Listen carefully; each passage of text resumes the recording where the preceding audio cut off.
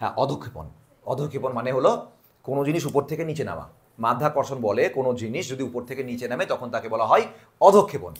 মেঘ থেকে বৃষ্টি রূপে অথবা তুষার রূপে ওকে যদি জলকণা উপর থেকে নিচে নামে তখন সেই প্রসেসকে বলবো আমরা অধঃক্ষেপণ। এবার এই অধঃক্ষেপণের অনেক রকম প্রসেসেস আছে বা মেকানিজম আছে। অধঃক্ষেপণ তৈরি হওয়ার প্রক্রিয়া সমূহ বার্জেরান ফিন্ডিশন প্রসেস। তো বার্জেরান ফিন্ডিশন যে তত্ত্বটা দিয়েছিলেন সে তত্ত্বটার নাম হলো আইস ক্রিস্টাল থিওরি। কতগুলো বিষয়কে তিনি উল্লেখ করেন। এটা উচ্চ অক্ষাংশে অধঃক্ষেপণের প্রক্রিয়া। এটা উচ্চ অক্ষাংশের জন্য সব থেকে উপযোগী একটা তত্ত্ব। ওকে, নাম্বার 2, এই যে তত্ত্বটা, এই তত্ত্বটাতে যে বিষয়গুলো সম্পর্কে বলা হয় তাতে কিন্তু কোল্ড ক্লাউডের কথা বলা হয়। ক্লাউডকে তাপমাত্রা বিচারে আমরা দুই ভাগে ভাগ করব। একটা হচ্ছে কোল্ড ক্লাউড, একটা হচ্ছে ওয়ার্ম ক্লাউড। ওকে, একটা কোল্ড ক্লাউড, একটা বলা হয় ওয়ার্ম ক্লাউড, মানে শীতল মেঘ, আর একটা হচ্ছে উষ্ণ মেঘ। তাহলে আমরা দেখব যে বার্জেরান ফিন্ডিশনের তত্ত্বটা কোল্ড ক্লাউডের জন্য প্রযোজ্য। মাথায় যেন এটা থাকে। এবার বলছে এই পদ্ধতির ফলে ব্যাপক এবং অবিরাম বৃষ্টিপাত হতে পারে। আর এটা মেঘের যদি মাইক্রো ফিজিক্স বুঝি, ফিজিক্স যখন খুব অল্প পরিসরে, খুব ক্ষুদ্র পরিসরে ভাবা হয় তখন তাকে বলা হয় মাইক্রো ফিজিক্স। মেঘ তৈরির মাইক্রো ফিজিক্স, ওকে, মেঘ কিভাবে তৈরি হয় তার যে রুল সেটাকে বলা হয় micro physics of the cloud. আর কি, এই তত্ত্বের সাহায্যে আমরা আবহাওয়ার পূর্বানুভাস দিতে পারবো, বৃষ্টিপাত হবে কি না। হ্যাঁ, তো আমরা এই প্রসেসটার সাহায্য নিয়ে আমরা কিন্তু ফোরকাস্টিং করতে পারি। আর একটা গুরুত্বপূর্ণ জিনিস হলো ক্লাউড সিডিং। এই ক্লাউড সিডিংয়ে কিন্তু এটা প্রচণ্ডভাবে ব্যবহার করা হয়, মারাত্মকভাবে ব্যবহার করা হয়। আগামীকাল থেকে দিল্লির উপরে, দিল্লির একদম মেট্রোপলিটন এরিয়া, তার উপরে ক্লাউড সিডিং ঘটানো হবে। এখন আর উপরওয়ালার উপরে আমরা অত নির্ভরশীল নাই। বৃষ্টি হবে কি না হবে এটা উপরওয়ালাকে আমরা আর ছাড়ি না, ঠিক আছে। এখন সম্পূর্ণটা আমাদের হাতে আছে। কৃত্রিম বৃষ্টিপাত ঘটানোর জন্য একটা বিমানে কিছু পদার্থ নিয়ে নেয়, সিলভার আয়োডাইড বলে একটা জিনিস আছে। যখনই ওগুলো আকাশের মধ্যে ছেড়ে দেওয়া হয় তখন ঘনীভবন ওই সিলভার আয়োডাইডকে ঘিরে শুরু হয় এবং আইস ক্রিস্টাল যে মেকানিজম যেটা আমরা বুঝবো এখন, সেই প্রসেসটা শুরু হয়ে যায় এবং কৃত্রিমভাবে বৃষ্টিপাত তৈরি হয়ে যায় এবং মারাত্মক বৃষ্টি হয়, ঠিক আছে। এবার এই বৃষ্টিপাত হলে কি হবে, এই বৃষ্টিপাত হলে দিল্লির উপরে যদি বৃষ্টিপাত মানে বর্ষণ করা হয় কৃত্রিমভাবে, তাহলে যে পলিউশনগুলো থাকে, যে পলিউট্যান্টসগুলো বাতাসের মধ্যে ঘুরে বেড়ায়, সেগুলো জলের মধ্যে দ্রবীভূত হবে। আর জলের মধ্যে দ্রবীভূত হলে উপর থেকে নিচে নামবে। বাংলাদেশের ঢাকা শহর most polluted air polluted city in the world, and second most polluted city in the world হলো দিল্লি। বেশ, আচ্ছা, আইস ক্রিস্টাল থিওরি বলার আগে দু একটা কথা বলে নেই। এক নম্বর হলো ভ্যাপার প্রেশার। এই ছবিতে ওটা দেখানো আছে। তারও আগে জিনিস বুঝতে হবে যে পদার্থ যখন আমরা গরম করি, আমরা বলি না একদম অল্প কথাই সহজে, খুব সহজ করে বলে দেই, উষ্ণ হলে প্রসারিত হবে, হালকা হবে, উপর উঠবে। বাট অত সহজ নয়, রিয়ালিটি অনেক জটিল। বেশি দুটোর মধ্যে পার্থক্য কি দেখো, দুটোর মধ্যে পার্থক্য হলো এই যে লাল লাল যেগুলো আছে না, এগুলো গোলাপের পাপড়ি নয় কিন্তু। হ্যাঁ, এগুলো হচ্ছে এয়ার মলিকুল। বায়ুকে যখন গরম করা হয় তখন বায়ুর মধ্যে যে মলিকুলগুলো থাকে সেগুলো দুটো কাণ্ড কারখানা করে। নাম্বার 1, দুটোর মধ্যে দূরত্ব বাড়ে, ওকে, সেটাকে বলা হয় ইন্টার মলিকুলার ডিস্ট্যান্স। এই ইন্টার মলিকুলার ডিস্ট্যান্স বেড়ে যায়, নাম্বার 1। আর কি হয়, র্যান্ডম মুভমেন্ট শুরু করে, র্যান্ডম মুভমেন্ট। এই দুটো জিনিস হয়। এটা হচ্ছে অণুগুলির মধ্যে ব্যবধান, আন্ত অণু ব্যবধান। যখন কোনো পদার্থকে হিট দেওয়া হয়, উষ্ণ যদি করা হয়, তার রেজাল্ট হলো এটা। পদার্থটাকে যদি আমরা ঠান্ডা করি, মানে হিট কম নিয়ে আসি, এটাকে বলবো হট, নট হিট বলবো। হিট দিলে পদার্থ হবে তবে, ওকে। আর কোল্ড যদি হয় তখন কি হয়, এই অণুগুলোর মধ্যে দূরত্ব কাছাকাছি হয়, মানে ইন্টারমলিকুলার ডিস্টেন্স কমে যায়, আর র্যান্ডম মুভমেন্ট হয় না, বরঞ্চ স্টেবল হয়। এটা মাথায় রাখবে। ঠিক আর একটা মেকানিজম মাথার মধ্যে রাখা দরকার আছে, সেটাকে বলা হয় ভ্যাপার প্রেশার। কি জিনিস ভ্যাপার প্রেশার? দেখো, 3টে পাত্রে জল আছে, কিন্তু পার্থক্য 3টের মধ্যে এখানে তাপমাত্রা বেশি আর এখানে তাপমাত্রা কম। তাপমাত্রা বেশি হলে কি হবে আর কম হলে কি হবে? এই জায়গায় ঘনীভবন অপেক্ষা এখানে ঘনীভবন বেশি হবে, কারণ ঠান্ডা সারফেস ঘনীভবনকে ত্বরান্বিত করে। ফলে এখানে যে ভ্যাপার যেগুলো থাকবে, ওয়াটার ভ্যাপার বা ওয়াটার মলিকুল, ঠিক আছে, ওয়াটার ভ্যাপারের মধ্যে জলীয় বাষ্পের মধ্যে জলের অণু, এটা মাথায় রাখো, জলীয় বাষ্পের মধ্যে জলের অণু মাথায় রাখবে। হ্যাঁ, জলের কণা নয়, জলের কণা মানে ঘনীভবন হয়ে গেছে, বাট জলীয় বাষ্প তো ঘনীভবন হয়নি, তাই জলীয় বাষ্পের মধ্যে জলের অণু বলছি। হ্যাঁ, ওকে। তো জলের অণুগুলো এখানে ঘনীভবন হবে বলে নাম্বার অফ দা জলের অণু ওকে, জলের অণুর সংখ্যা, জলীয় বাষ্পের মধ্যে জলের অণুর সংখ্যা কিন্তু এখানে কম আছে, এখানে কম আছে, আর এখানে এখানে ঘনীভবন কম হয়েছে বলে জলের অণুর সংখ্যা বেশি আছে। ফলে প্রেশার কোথায় বেশি হবে? ভ্যাপার প্রেশার কিন্তু এখানে বেশি হবে। ওকে, ভ্যাপার প্রেশার এখানে কম। এবার আমরা বুঝবো ice crystal theory. Ice crystal theory কে দিয়েছিলেন অলরেডি আমি বলেছি যে এটা সেই মেঘের জন্য কার্যকর হবে যে মেঘ ঠান্ডা। এখন ঠান্ডা মেঘ কোথায় দেখা যায়? এই প্রশ্ন যদি আমি সবাইকে বলি তাহলে অ্যান্সার আসবে দুটো। এক নম্বর হলো উচ্চ অক্ষাংশে, মধ্য এবং উচ্চ অক্ষাংশে। নিম্ন অক্ষাংশে ঠান্ডা মেঘ দেখা যায় না।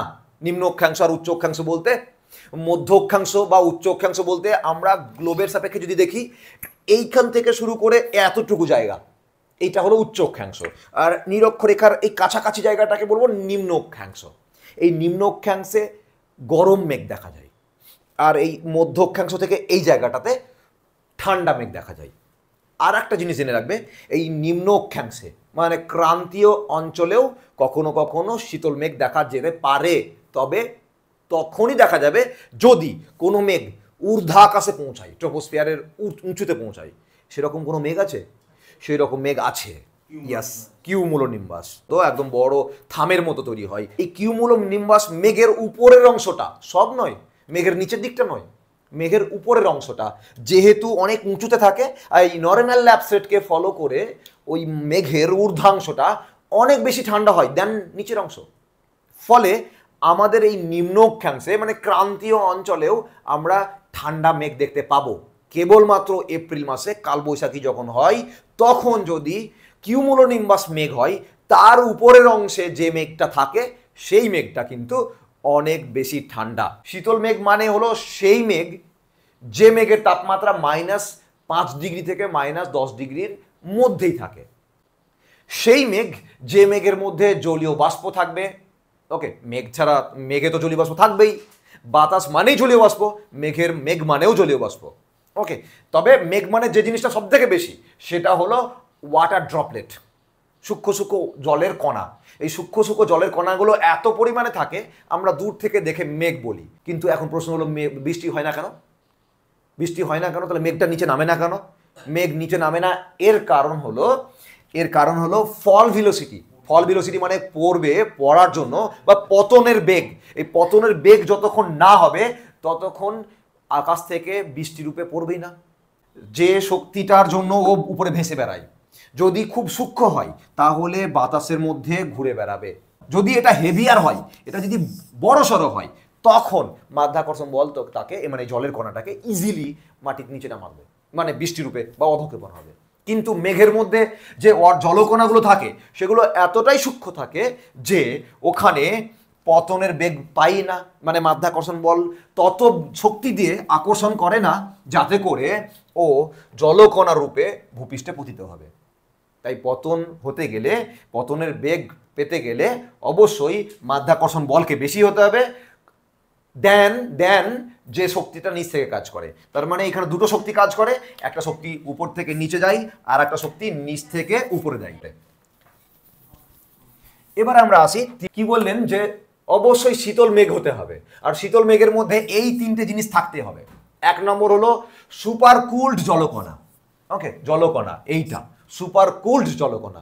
সুপার কুলড জলকণা মানে এই জলটা এত তাপমাত্রা কম যে বরফ হওয়ার যোগ্য কিন্তু বরফ হয়নি। আচ্ছা, আর কি থাকে? আইস ক্রিস্টাল থাকবে। তো আমরা আর একদিকে দেখবো আইস ক্রিস্টাল, তাহলে একদিকে দেখবো জলকণা আর একদিকে দেখবো আইস ক্রিস্টাল আর জলীয় বাষ্প।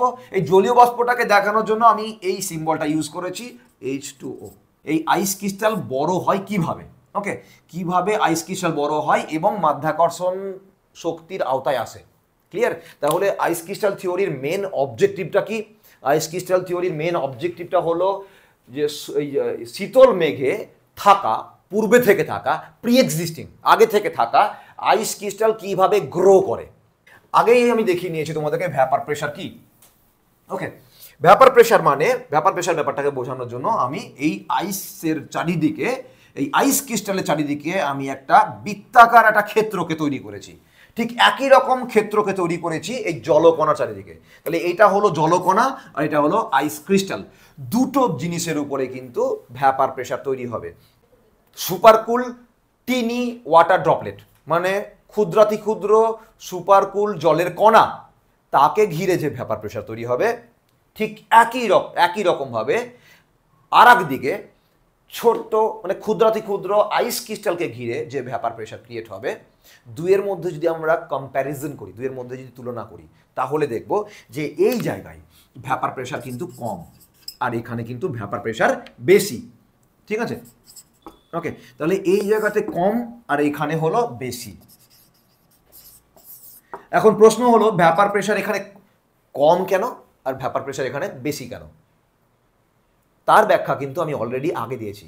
ওকে, তার ব্যাখ্যাটা আমি আরেকবার দেখিয়ে দিই। ভ্যাপার প্রেশার কম কেন, এইটা হচ্ছে ভ্যাপার প্রেশার। এখানে ভ্যাপার প্রেশার কম, আমার ছবিটা উল্টো হবে এখানে এক্ষেত্রে।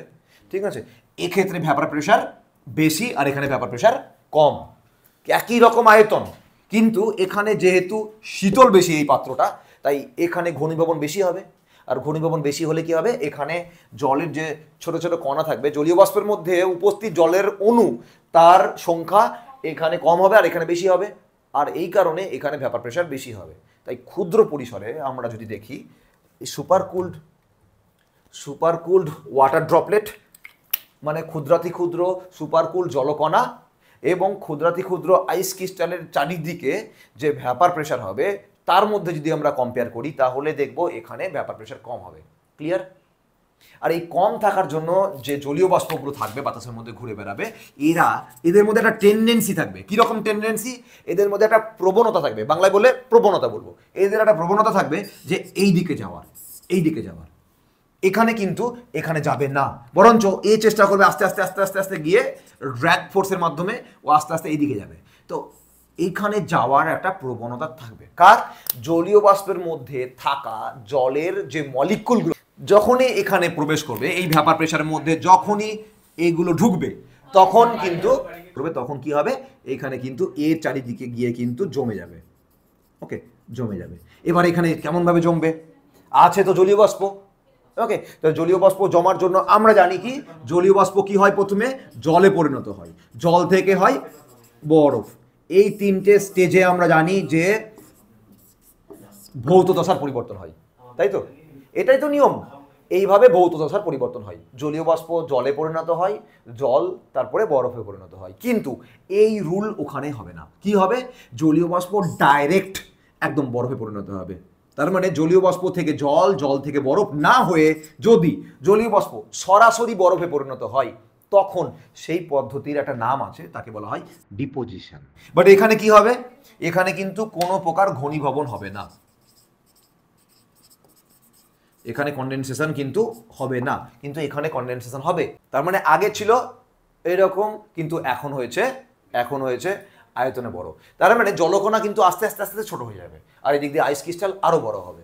তো স্মল থেকে লার্জ হবে। দেন এই সাইজ যখন ধারণ করবে আইস ক্রিস্টালটা, তখন কিন্তু পতনের যে বেগটা থাকে, ওকে, ফলিং ভেলোসিটি, সেটা বেড়ে যাবে। তো সেটা বাড়বে, তার কারণ হলো এটার ওজন, এর যে ওয়েট, ওজন বেশি হয়েছে। ফলে কি হবে? এখানে গ্র্যাভিটি এখানে বেশি কাজ করবে। ওকে, গ্র্যাভিটি বেশি কাজ করবে, তার মানেই অধঃক্ষেপণ হবে। আর এই পতনের গতিবেগ যদি বাড়ে, তাহলে কি হবে? তাহলে কি রূপে অধঃক্ষেপণ হবে? ছিল কি? আইস ক্রিস্টাল বরফ রূপেই পড়বে, আর তখন আমরা তাকে বলি স্নোফল। ওকে, স্নোফল রূপে। তবে যখনই বায়ুমণ্ডলের নিচে গরম বায়ুমণ্ডলে প্রবেশ করবে, এটা যদি হট এয়ার হয়, ওকে, হট এয়ার হয়, এই হট এয়ারের মধ্যে এই বড় আকৃতির আইস ক্রিস্টাল যখনই প্রবেশ করবে, তখন আবার পুনরায় এ কিন্তু গলতে শুরু করবে, দিয়ে তৈরি হবে একটা বড় জলের কণা। ক্লিয়ার? তো এই যে ফুল মেকানিজম, এই বিষয়টাই আইস ক্রিস্টাল থিওরিতে ব্যাখ্যা করা হয়। ক্লিয়ার? পারবে লিখতে?